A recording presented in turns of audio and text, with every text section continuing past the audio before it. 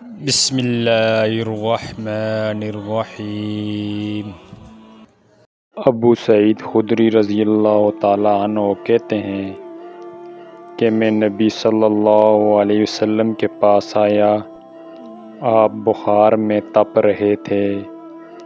میں نے اپنا ہاتھ آپ پر رکھا تو لحاف کے اوپر سے بخار کی حرارت محسوس کی۔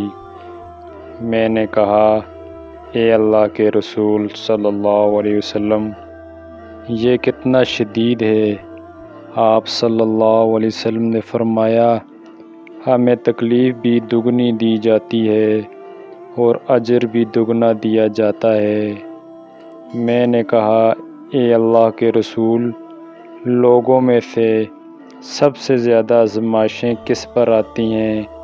آپ نے فرمایا، انبیاء علیہ السلام پر، پھر نیک لوگوں پر۔ کسی کو محتاجی میں آزمایا جاتا ہے، حتیٰ کہ اس کے پاس صرف وہ چادر بچتی ہے جو اسے ڈھانپتی ہے، اور وہ آزمائش میں اتنا خوش ہوتا ہے جتنا تم میں سے کوئی بھی شخص خوشحالی میں مسرور ہوتا ہے۔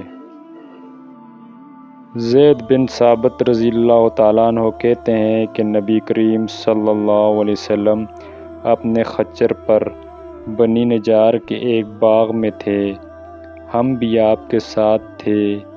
اچانک خچر بتک گیا، قریب تھا کہ آپ کو گرا دیتا۔ 6، 5 یا 4 قبریں تھیں۔ آپ صلی اللہ علیہ وسلم نے فرمایا، ان قبر والوں کو کون جانتا ہے؟ ایک آدمی نے کہا، میں۔ آپ صلی اللہ علیہ وسلم نے فرمایا، یہ لوگ کب فوت ہوئے؟ اس نے کہا، زمانہ شرک میں۔ آپ نے فرمایا، یہ امت اپنی قبروں میں آزمائی جائے گی۔ اگر مجھے اس بات کا خدشہ نہ ہوتا کہ تم اپنے مردے دفن نہ کرو گے تو میں اللہ تعالیٰ سے دعا کرتا کہ تمہیں بھی وہ عذاب قبر سنائے جو میں سن رہا ہوں۔